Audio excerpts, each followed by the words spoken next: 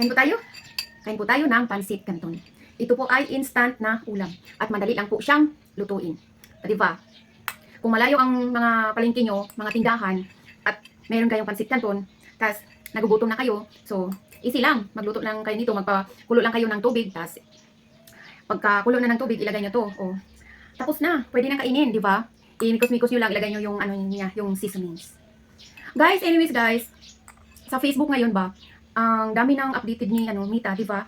Kasi noon yung mga post natin, kahit anong post, video man or mga photos, pag pinopost na natin, di ba may makita tayo na see insights and ads.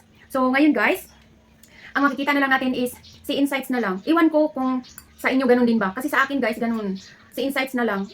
Nag-start siya kahapon pa siya nag-start, di ba?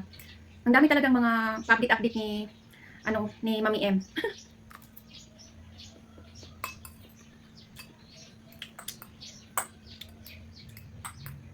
Tapos guys, sa sa post natin, 'di ba?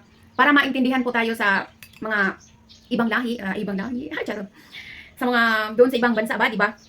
Pag mag-post kayo, guys, halimbawa ang post kayo, so scroll nyo lang na pababa. Makita nyo yung translation language to. Basta meron ganun. Tapos i-click nyo lang yan, guys. Tapos yan, kasi tinatry ko na yan, guys. Tapos after nyo yan magamit, mga labs, no? After minutes or seconds, may notification si Facebook. So, ayan. Hindi naman tayo magkaka-violate. So, i-notify kayo kung ano yung pwedeng ma-convert sa inyong mga, guys, halimbawa sa Bisaya. So, maintindihan na nila kung ano yung mga sinasalita natin. So, try nyo, guys. Kasi sa akin, guys, try ko na. Tapos may napanood din ako na, sabi niya, malaking content creator yung napanood ko. Sabi niya, may nag-message daw sa kanya na baka daw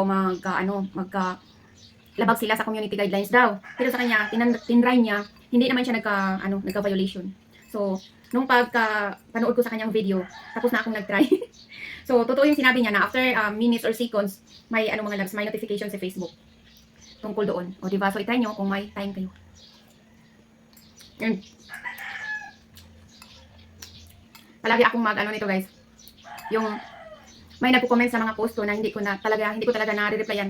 Pasensya na po kayo kasi minsan nga hindi po tayo naka-scan or nag-scroll sa ating mga post, then minsan hindi natin malaman kung kasi ang dami ng mga notification, parang natatabunan na. Sorry din po.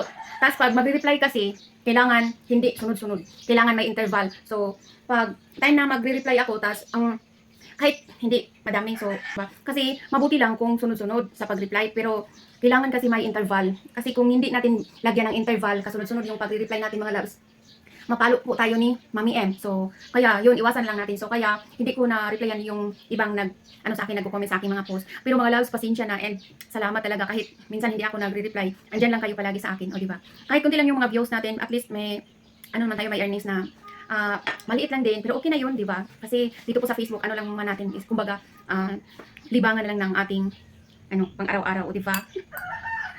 So, ayan lang guys, muna ako. Sana dito guys, sa video na to, sana din tatapusin niyo sa panonood. Kasi din guys, kung isa po tayong content creator, kailangan tapusin po natin ang mga video sa ating kapwa content creator. Para din po yan sa ating dashboard, o di ba?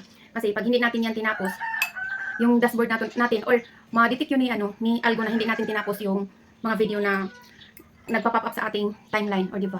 So guys, yan lang muna. Thank you for watching. God bless and I love you.